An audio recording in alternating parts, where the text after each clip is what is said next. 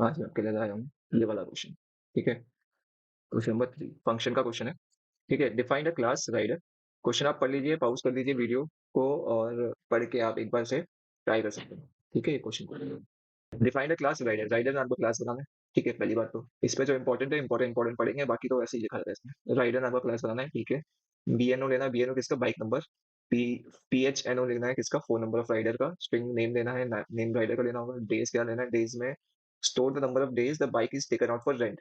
ठीक है, integer charge to calculate and store the rental charge. ठीक है, रेंटल चार्ज करना है। ठीक है, पहली बात ये हो गई। ठीक है, राइडर नाम का फंक्शन बनाना है। अच्छा, ये पैरामीटराइज कंस्ट्रक्टर बोला हुआ है to initialise BNO BNO PHNO name and number of days to ये। ठीक है, ये जितने भी है इन सबको इनिशियलाइज करवा देना है। ठीक है, पब्लिक वाइड इनपुट, इनपुट में क्या करेंगे, तो input and store details of the customer, customer की डिटेल्स और सब कुछ इनपुट करवाना है। वाइड कंप्यूट, कंप्यूट में आपको ये इसके हिसाब से इफ एल्स लगेगा इसमें। ठीक है, इफ एल्स लगेगा इसके हिसाब से करना है।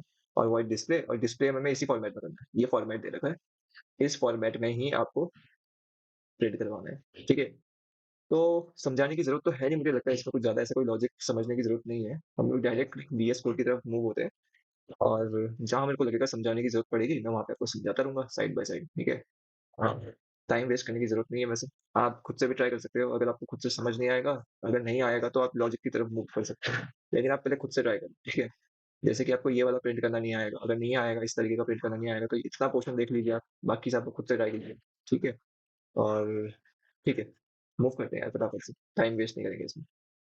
ठीक है, तो मैं आता हूँ VS कोड की तरफ। तो मैंने क्लास का नाम तो पहले ही ले लिया। ठीक है, क्लास का नाम मैंने ले लिया राइडर करके। अब उन्होंने वेरिएबल्स दे रखे थे, वेरिएबल्स देख लेते हैं कौन कौन सा है। Integer BNO, integer BNO। ठीक है, और PHNO। ठीक है, और कोई भी इंटीजर टाइप है क्या, इंटीजर डेज भी है, डेज, डेज भी हो गया। ठीक है, और क्या है, चार्ज भी है, CHARG, चार्ज भी हो गया। ठीक है, और इंटीजर टाइप सारे ले लिए हैं मैंने। अब स्ट्रिंग नेम लेना है, स्ट्रिंग नेम मैंने ले लिया। ठीक है, तो जैसे जैसे बोलता है वैसे वैसे करो। बहुत ही इजिएस्ट क्वेश्चन होता है ये, बोर्ड का सबसे इजिएस्ट क्वेश्चन होता है। अगर ऐसे वाला क्वेश्चन आ गया तुम्हारे पास इफ एल्स वाला, तो मजे हैं। ठीक है, 15 में से 15 आने चाहिए। ठीक है, तो दो दो चार पांच वेरिएबल लेने के लिए बोला था, तो हमने कितने ले लिए, हम लोगों ने भी 5 ले लिए। ठीक है, उसके बाद आता है पब्लिक राइडर। पब्लिक राइडर, ठीक है, राइडर में उन्होंने बोला हुआ है integer B, integer B comma, integer B comma, string N, string N comma, integer D. ठीक है, इनको इनिशियलाइज करवाना है। कहाँ का इनिशियलाइज करना है, BNO को बी करना है, BNO को बी करना है, और PHNO को क्या करना है, पी करना है। ठीक है, नेम को एन करना होगा, नेम को एन करना है, और डेज को बी करना है। ठीक है, ये हो गया, पैरामीटराइज कंस्ट्रक्टर बन गया हमारा। अब आते हैं हम लोग फंक्शन बनाने में। Public wide, public wide input, input.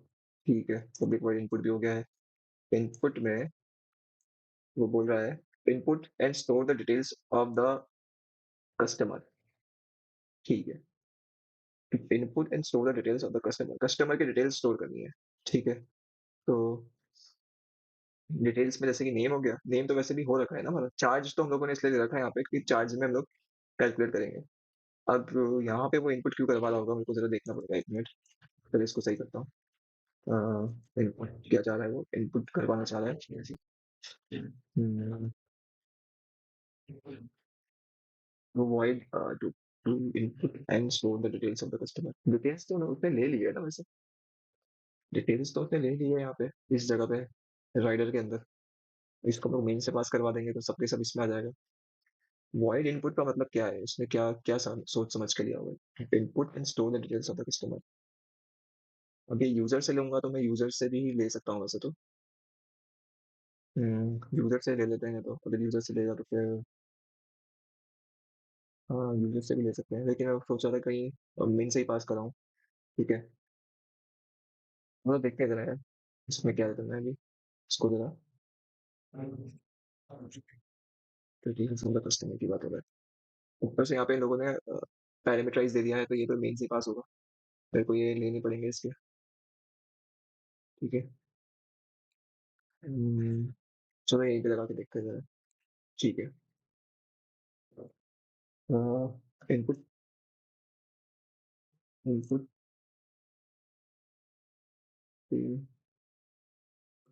Reader I is equal to new input similar system and engineering vi is equal to new buffer reader मैं इसमें मैंने i डाल दिया। हम्म, मैं यहाँ पे लिख देता हूँ system dot out dot println enter the details enter the details। अब डिटेल्स में सबसे पहले DNO चाहिए, फिर TNO चाहिए, फिर नेम चाहिए, फिर डेज चाहिए। हम्म, मुझे अभी भी ये वाला थोड़ा समझ नहीं आ रहा है कि इसमें बोलना कैसा है। ठीक है। अ, फिर भी मैं बना रहा हूँ। ठीक है। क्योंकि एक्चुअली में हो क्या रहा है कि इसमें हम लोग 2 साइड से हम लोग 2 जगह से हम लोग इसकी वैल्यू को ले रहे हैं। ठीक है? जैसे कि मैं इसका मेन बनाता हूँ, फॉर एग्ज़ाम्पल समझो। मुझे डाउट क्यों लग रहा है इसमें? अगर मैं इसका मेन बनाऊँगा तो मेन में मेरे को लिखूँगा पहले P public static void main PSVM. ठीक है? लिख दिया। फिर मैं ऑब्जेक्ट बनाऊँगा यानी कि rider R1 is equal to new rider. ठीक है? और इसमें मैं इस पैरामीटर्स में मैं ये वैल्यू पास करूँगा। जैसे डीएनओ में मैंने दे दिया बुक नंबर जो है, वो मैंने डाल दिया 12 11 डाल दिया चलो। और फ़ोन नंबर मैंने डाल दिया कुछ भी ऐसे ही 5 6 7 डाल दिया फ़ोन नंबर। स्ट्रिंग में मैंने नाम डाल दिया एबीसी नाम डाल दिया। फिर उसके बाद डेज़ कितने-कितने दिन के लिए मैंने 8 डेज़ के लिए ले रखा 8 डाल दिया। ठीक है? ये लिख दिया मैंने। वो वैल्यू जितनी भी है, ये जितनी भी वैल्यू है वो यहाँ से इधर आ जाएगी, इसके अंदर आ जाएगी, सब इसके अंदर आएगी, अलग-अलग जगह पे। और यहाँ से वो इसके अंदर जा रही है, बीएनओ, टीएनओ, नेम, यहाँ पे डेज़ के अंदर जा रही है। अब मैं इसके बाद अगर मैं बनाऊँ आर डॉट इनपुट बनाऊँ, ठीक है? इनपुट में भी तो वो यूज़र से ही लेगा ना वैल्यू। यहाँ पे भी तो यूज़र डालेगा, यूज़र के सामने जाएगा एंटर द डिटेल्स, फिर यूज़र डालेगा। यूज़र ने मान लो बीएनओ डाल दिया 30, फिर उसने डाल दिया फ़ोन नंबर में उसने डाल दिया फॉर एग्ज़ाम्पल 9876 कुछ भी डाल दिया। फिर उसके बाद नेम आ गया, नेम में उसने डाल दिया एबीसीडी डाल दिया उसने। फिर उसने डेज़ डाल दिया, डेज़ उसने मान लो 12 डाल दिया। तो ये सारी वैल्यू ओवरराइट नहीं हो जाएगी? ये जो वाली वैल्यू थी मेरी जो पहले से आ रखी थी, वो इसके ऊपर ओवरराइट नहीं हो जाएगी? बताओ जी। ओवरराइड हो जाएगी यार इसके ऊपर तो वैल्यू। क्या? तो मुझे अभी भी मतलब लग नहीं रहा है, यहाँ पैरामीटराइज़ नहीं हो सकता था, मेरे को लगता है डिफ़ॉल्ट होना चाहिए था। अगर डिफ़ॉल्ट हो जाता तो तब ठीक है ये वाला क्वेश्चन, ठीक है? लेकिन ये पैरामीटराइज़ मेरे को एक बार फिर से देख लेता हूँ मैं question, just a second.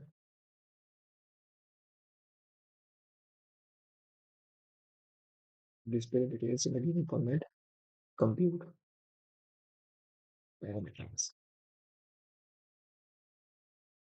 Input and store the details of the customer. Details में तो input and store the details of the customer, customer का डिटेल्स में बाइक नंबर चाहिए होगा, फ़ोन नंबर चाहिए होगा, नेम भी चाहिए होगा, डेट भी चाहिए होगा। ये चारों की चारों चीज़ें हम लोग यहाँ पे भी तो ले ही रहे हैं, ठीक है? तो हाँ, इसमें यार थोड़ा शायद से मेरे को जहाँ तक लगता है कि ये वाला जो है ना, ये जो राइडर वाला जो पैरामीटराइज़ है, ये पैरामीटराइज़ नहीं होगा, ये डिफ़ॉल्ट होना चाहिए, ठीक है? डिफ़ॉल्ट होना चाहिए। डिफ़ॉल्ट में हम लोग डिफ़ॉल्ट वैल्यू लेते हैं, डिफ़ॉल्ट यानी कि 0 और नल, ठीक है? उसके अगर ये 0 और नल लेगा यहाँ पे, बुक वैल्यू 0 हो जाएगी, ये भी 0 हो जाएगा, ये नल हो जाएगा, ठीक है? उसके बाद डेज़ भी 0 हो जाएगा। फिर उसके बाद इनपुट अगर करेंगे हम लोग, तो यूज़र इनपुट करके अपनी वैल्यू भेजेगा इसके अंदर, ठीक है? अपनी वैल्यू जो भी आएगी उसके यहाँ पे, तो अगर वो 0 के ऊपर ओवरराइड हो जाएगी तो कुछ नहीं होगा, उसके बाद कम से कम वही आएगी, वैल्यूज़ ही आएगी, ठीक है? 0 के ऊपर अगर ओवरराइड भी हो जाएगी तो कुछ नहीं होगा, मतलब वैल्यूज़ ही देगा वो कहने का मतलब जो यूज़र डालेगा। अगर यूज़र ने बुक नंबर डाल दिया 78, फ़ोन नंबर डाल दिया 98765 इस तरीके से कुछ डाल दिया, नेम डाल दिया उसने XYZ, डेज़ डाल दिया उसने 13 तो उसमें आंसर हमारा सही आएगा। लेकिन इसमें क्या होगा कि एक वैल्यू ओवरराइड ज़रूर होगी, ठीक है? ओवरराइड मतलब एक के ऊपर मतलब जैसे कि बी की वैल्यू 78 था तो फिर उसको कैंसल आउट होके 90 हो जाएगी। तो कैलकुलेशन उसके हिसाब से रहेगा। तो पैरामीटराइज़ का कोई यूज़ ही नहीं होगा यहाँ पे, ठीक है? तो यहाँ पे डिफ़ॉल्ट होगा, ठीक है? इसको सही कर लेना भाई। इस मेरे हिसाब से तो, मेरे हिसाब से डिफ़ॉल्ट होगा और अगर हो सकता है मैं भी गलत हो सकता हूँ। ऐसा भी नहीं है कि भाई मैं सही बोल रहा हूँ, ठीक है? हमने भी पढ़ा ही है, क्या पता तुम लोगों को कहीं अगर बच्चों को तुम जितने भी जो वीडियोस देख रहे हैं, अगर उनको भी कहीं लगता है कि ऐसा वाला क्वेश्चन करा हुआ है उन लोगों ने, और किसी ने अगर आपको बताया भी होगा, कमेंट सेक्शन में आप मेरे को बता सकते हो, ठीक है? तो मैं इसको डिफॉल्ट लेके चल रहा हूँ, इसको, ठीक है? मैं इसको लेके डिफॉल्ट कंस्ट्रक्टर बना रहा हूँ, ठीक है जी? ठीक है, आगे बढ़ता हूँ। तो मैं आगे बढ़ता हूँ, यहाँ पे डिलीट करता हूँ, ठीक है? मैं क्या कर रहा हूँ, ये सारी लाइन हटा रहा हूँ, पहले स्टार लगा दे रहा हूँ, और इसको भी यहाँ से हटा रहा हूँ। डिफॉल्ट पे तो जीरो ही करना होता है, जीरो, जीरो, नेम को तो खाली छोड़ देंगे, और डेट भी जीरो, ठीक है? और यहाँ पे मैं इसको भी हटा रहा हूँ। मैं सोच रहा हूँ इनपुट जो ये इनपुट स्ट्रीम रीडर वाला है उसको मेन में बनाऊंगा।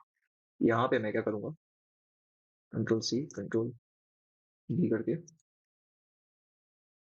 यहाँ पे मैं integer B, comma, integer P, comma, string name, string N, comma, और इंटीजर डी, इन सबको लिखता हूँ, फिर पास करवाता हूँ, बी, पी, एन, ठीक है, बी, ठीक है?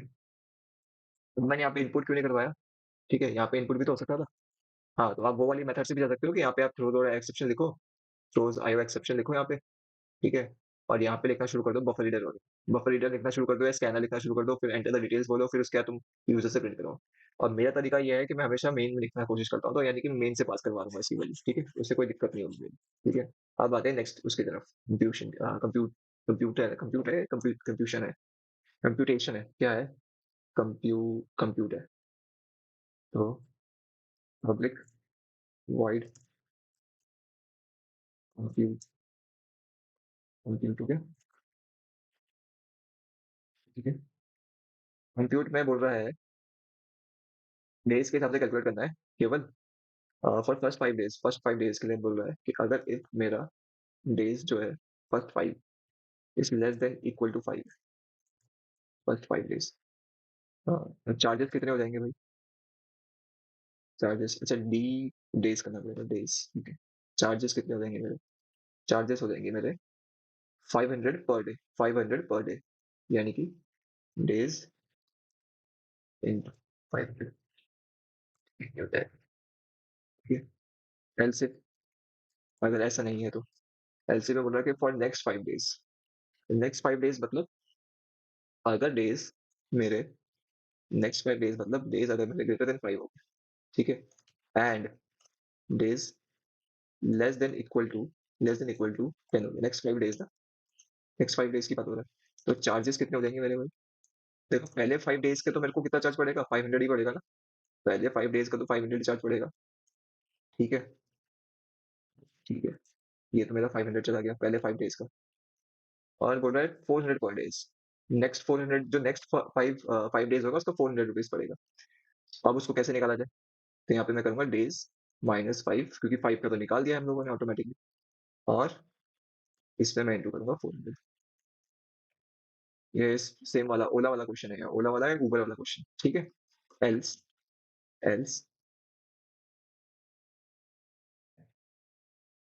एल्स, एल्स, एल्स क्या?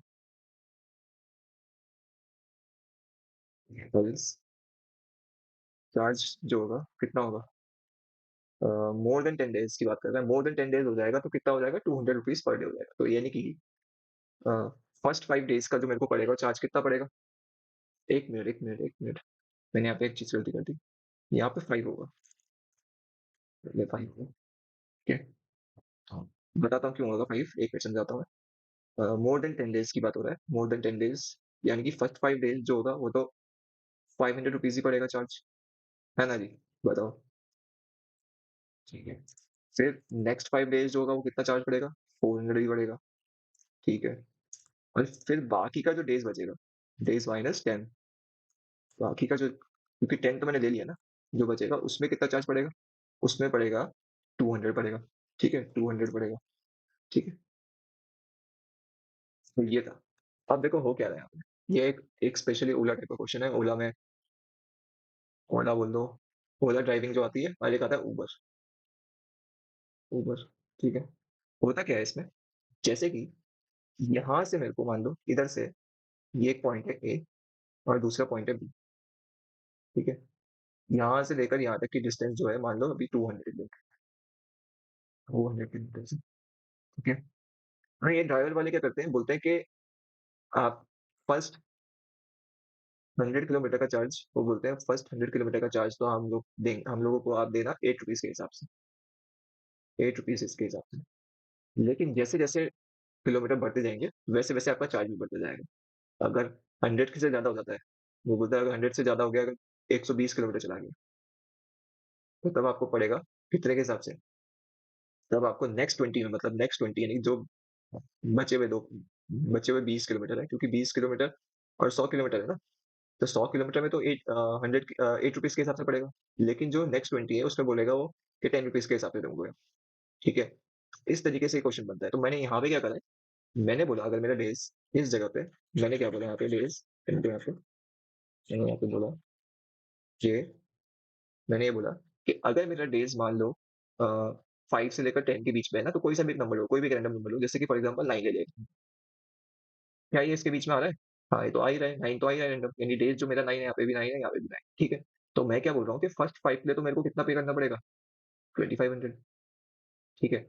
और डेज़ जितना है, डेज़ यानी कि 9 माइनस 5 कर दो, 9 माइनस 5 कितना हो गया? 4 हो गया, ठीक है? तो फर्स्ट 5 के लिए मैंने कितना पे करा? फर्स्ट 5 के लिए 5 प्लस 4 ही तो होगा ना, ब्रेक जब होगा तो 5 और 4 में होगा। तो फर्स्ट 5 के लिए तो मेरे को 500 के हिसाब से 2500 देना पड़ेगा, और नेक्स्ट 400 के यानी 400 के हिसाब से कितना देना पड़ेगा? वो 1600 देना पड़ेगा। इसी हिसाब से मैंने ब्रेक करा हुआ है, ठीक है? इतना क्लियर है? आप दूसरा वाला भी देख लो, अगर ये वाला समझ में आया एक बार तो ये वाला समझ आ जाएगा। अगर मोर देन 10 डेज़ होता है, अभी मैंने मोर देन 10 डेज़ का लगाया है लॉजिक यहाँ पे, ठीक है? तो मोर देन 10 डेज़ के लिए लेके लेट अस सपोज़ कोई भी एक नंबर लो, मान लो 15 हो गया। आप 15 किलोमीटर्स 15 डेज़ के लिए आपने करा, ठीक है? तो फर्स्ट 15 को कैसे ब्रेक करोगे आप? फर्स्ट 5, फिर नेक्स्ट 5, फिर बाकी 15 क्या, इसको 16 कर लो, चलो लो, एक एक्स्ट्रा कर लो। फर्स्ट 5, नेक्स्ट 5, फिर जो लास्ट के जो 6 बच गए, ठीक है? इस तरीके से फर्स्ट 5 में कितने रुपए के हिसाब से? 500 के रुपए के हिसाब से। नेक्स्ट 5 में कितने रुपए के हिसाब से? 400 रुपीज़ के हिसाब से।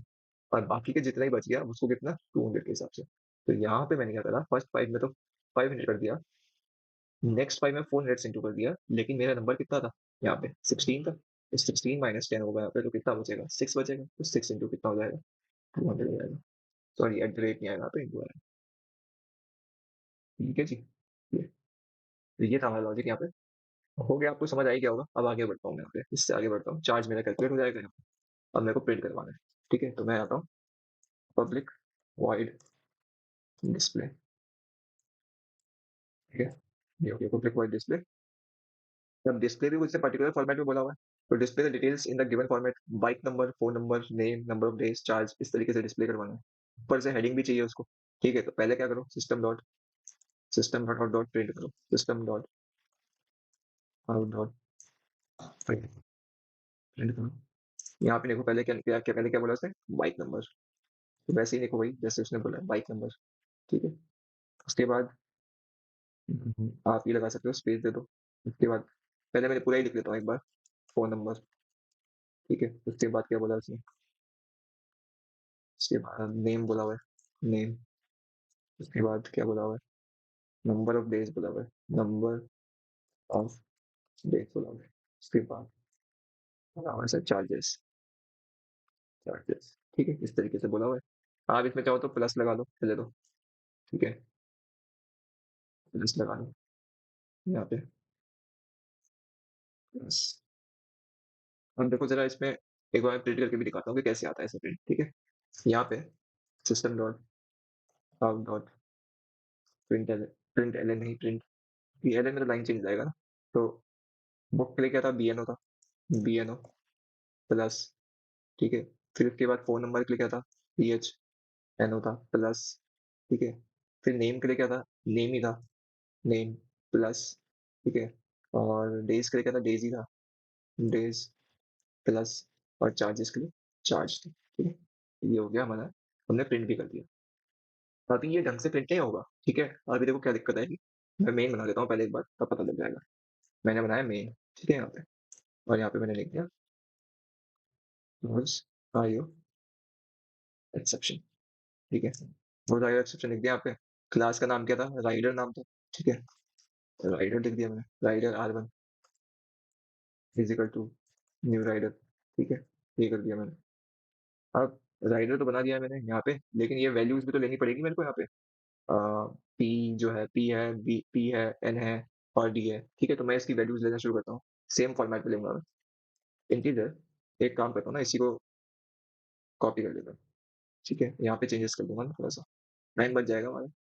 यहाँ पे मैंने कॉपी कर दिया इसको, यहाँ पे मैंने कॉपी कर दिया, यहाँ पे मैंने कर दिया B1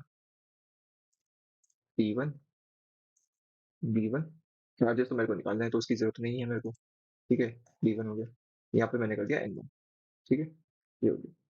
और मैंने दिया input stream reader, I is equal to input stream reader. तो मैंने दिया system dot in buffer reader, B R is equal to new buffer reader. I system dot out dot println में मैंने बोला enter the enter the bike number. ठीक है, तो B1 में जाएगा, B1 is equal to integer dot parsing, integer dot parsing B R dot read line. ठीक है, ये मैंने बाइक नंबर ले लिया। इसी को मैंने कॉपी करा, कंट्रोल C। यहाँ पे मैंने कंट्रोल V कर दिया। मैंने बोला बाइक नंबर के बाद क्या चाहिए मुझे? फोन नंबर चाहिए, तो फोन नंबर कर दिया। फोन नंबर कहाँ पे जाएगा? B1 में जाएगा।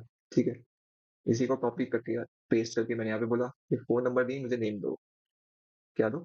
नेम दो। नेम दो। तो नेम कहाँ पे जाएगा? नेम जाएगा N1 में जाएगा। N1 में B R dot read line आती है, तो उसकी स्टेटमेंट चेंज कर लो। B R dot read line हो गया। फिर इसी को मैंने कॉपी पेस्ट करने के बाद उसमें जस्ट कॉपी पेस्ट कर रहा हूँ। मेरा नंबर ऑफ डेज बताओ।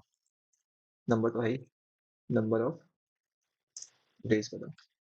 ठीक है, नंबर ऑफ डेज यानी कि नंबर ऑफ डेज यानी कि D1 कर दो। D1 कर दो, क्योंकि नंबर ऑफ डेज D1 में है, तो D1 में कर दिया। अब इसके बाद यहाँ पे मैंने ऑब्जेक्ट बनाया और R1 is equal to input को कॉल करा। यहाँ पे देखो ऑटोमेटिकली वैल्यू ले ली उसने, B1 P1 N1 D1। और यहाँ पे देखो क्या है, BP NB। ठीक है, सही है, बिल्कुल सही है। अब उसके बाद R1 डॉट कंप्यूट और R1 डॉट डिस्प्ले, रन करके देखते हैं एक बार। ठीक है, बोल रहा बाइक नंबर मैंने बोला ये है मेरी बाइक नंबर। ठीक है, फोन नंबर बोल रहा है। ठीक है, ये मैंने दबा दिया फोन नंबर। नेम पूछ रहा है, नेम मैंने दे दिया। ठीक है, नंबर ऑफ डेज पूछ रहा है, मैंने 16 दे दिया। ठीक है, अब ये देखो कुछ इस तरीके से आ रहा है। किस तरीके से आ रहा है देखो, यहाँ पे बाइक नंबर, फोन नंबर, ये और देखो इसी के साथ चिपक गया हो। ठीक है, अ, यहाँ पे नंबर ऑफ डेज, जो चार्जेस है ना, चार्जेस इसके बाद देखो ये देखो ये। ठीक है, अब देखो ढंग से तो आ नहीं रहे। करना क्या है इसमें, यहाँ पे आप यूज करोगे इसका। सबसे पहले आप यूज करोगे स्लैश एन का। ठीक है, स्लैश, यहाँ पे एक काम करो, स्लैश एन भी यूज कर सकते हो, या फिर एक ही लाइन में चाहिए ना मेरे को। एक ही लाइन में चाहिए, तो आप इसके पीछे भी डाल सकते हो स्लैश एन। ठीक है, फिर से करते हैं एक बार, देखो 895 और ये कुछ भी डाल दो यार, बोल दो। ठीक है, नेम भी कुछ भी डाल दो, 16। ठीक है, देखो अब ये इस तरीके से आ रहा है। ठीक है, इस तरीके से आ रहा है। स्पेसिंग का बराबर बराबर नहीं आ रहा है, तो स्पेसिंग के लिए क्या यूज करते थे हम लोग? कुछ याद आ रहा है कुछ स्पेसिंग का? ये क्या यूज होता था स्पेसिंग के लिए? क्या यूज करते थे? स्लैश टी यूज करते थे, स्लैश टी। देखो एक बार मैं स्लैश टी यहाँ पे लगाता हूँ तो क्या आता है आंसर, रिजल्ट देखो क्या आता है। एक नंबर हो गया, कुछ भी डाल दो भाई नंबर, लो। ठीक है, नेम हो गया। ठीक है, देखो जी स्पेस ले लिया उसने ऑटोमेटिकली। यहाँ पे आ गया, यहाँ पे स्पेस, एक्स्ट्रा स्पेस यहाँ पे। यही चीज आपको करना है हर जगह पे, यहाँ पे भी करना है, इस जगह पे स्लैश टी। ठीक है, यहाँ पे भी करना है स्लैश टी, और यहाँ पे भी करना है स्लैश टी। ठीक है, अब अगर इसको रन करोगे आप, तो आपको देखो क्या मिलता है। बाइक नंबर कुछ भी डाल दो, फ़ोन नंबर कुछ भी डाल दो अभी, देन ठीक है। अब देखो गैपिंग तो बराबर आ रही है। इस जगह पे, इस जगह पे, इस जगह पर मेरे को ऐसी चाहिए, इसी फॉर्मेट में बोला हुआ है। लेकिन यहाँ पे अभी भी गैपिंग सही नहीं है। अब यहाँ पे कैसे लाया जाए? ये बताओ मुझे तुम। तो यहाँ पे आपको ये करना पड़ेगा, स्लैश टी करना पड़ेगा, ठीक है? और यहाँ पर प्रेस करना पड़ेगा और इसी को कॉपी कर दो, कंट्रोल सी, और यहाँ पे पेस्ट करो कंट्रोल वी प्लस के साथ, plus control we plus control we, ठीक है? अब एक बार रन करके देखो, ठीक है? तो बाइक नंबर मेरा डाला 988, फ़ोन नंबर डाला 9, ये नेम में डाला XYZ, नंबर ऑफ डेज़ में डाला 17। तो देखो जी, अब मेरा एकदम प्रॉपर आ रहा है, ठीक है? अब ये थोड़ा-सा अलाइनमेंट तो होता ही है देखो, ये जो है, यहाँ पे देखो बाइक नंबर क्योंकि नंबर ज़्यादा है तो स्पेसेस ज़्यादा ले लिया उसने, तो यहाँ से स्पेसेस तो बराबर है, ये स्पेस और ये स्पेस तो बराबर है, ठीक है? लेकिन अब ये बाइक नंबर थोड़ा इधर है, जो बाइक है उसके जो अल्फ़ाबेट्स वो बहुत ज़्यादा है ना यहाँ पे, ठीक है? इसलिए उसने यहीं तक ले पाया, ठीक है? फ़ोन नंबर जो है वो थोड़ा इधर आ गया, थोड़ा ये इधर शिफ्ट हो गया है, ठीक है? XYZ जो हो गया है, नेम हो गया, 17 दोबारा ये हो गया। अब इसको एकदम प्रॉपर तरीके से अगर आपको लिखना है ना, प्रॉपर तरीके से लिखना है, तो आप इसका छोटा कर दो एक तरीके से, बाइक नंबर को BNO लिख दो, ठीक है? लेकिन ये एक्सेप्टेबल है इतना, ठीक है?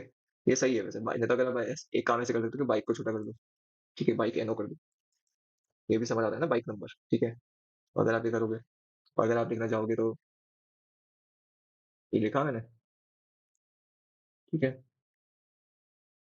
ये 18 हो गया।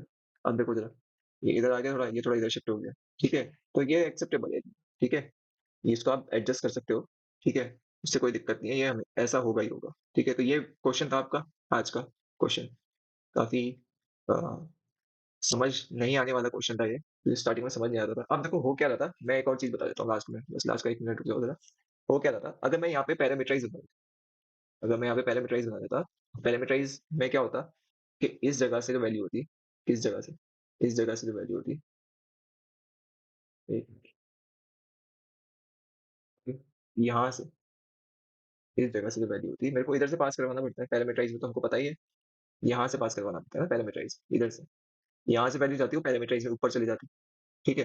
फिर उसके बाद इनपुट आ रहा था, उसके बाद भी तो इनपुट आ रहा था ना। इनपुट में फिर वो ओवरराइड हो जाती है वैल्यू, ठीक है? तो उसका भेजने का फ़ायदा क्या था? मेरे को ये समझ नहीं आया। मेरे को ये समझ नहीं आया कि उसको भेजने का फ़ायदा क्या है? ठीक है, वो तो ओवरराइड ही हो जा रही है वैल्यू, ठीक है? यहाँ पे यूज़र डालेगा, वो यहाँ से भेजेगा ऊपर, ऊपर जाके फिर ओवरराइड हो जाएगी। तो फ़ायदा क्या है? ठीक है, तो वो 2-2 बार माँगेगा यूज़र से वैल्यू और एक ही बार कैलकुलेट होके आएगी। इसलिए उसको डिफ़ॉल्ट होना ज़रूरी है, ठीक है? मेरे हिसाब से एज़ पर माय अंडरस्टैंडिंग, अगर आपको लगता है कि नहीं ऐसा कुछ है, आपको पता है इसके बारे में, तो आप मुझे कमेंट में बता सकते हैं यार। ठीक है? I am open for all suggestions, ठीक है? ठीक है? तो मिलता हूँ मैं अब नेक्स्ट वीडियो में आपसे, ठीक है? ये वीडियो काफ़ी बड़ी भी हो गई है वैसे, ठीक है? और मिलता हूँ एक नए क्वेश्चन के साथ, ठीक है? अगर आपको इस वीडियो पसंद आई हो तो लाइक कर सकते हो यार, जो भी फॉर्मेलिटी है, लाइक, शेयर, सब्सक्राइब जो भी करना है वो सब कुछ कर सकते हो, ठीक है? मिलता हूँ मैं नेक्स्ट वीडियो में, ठीक है? Thank you.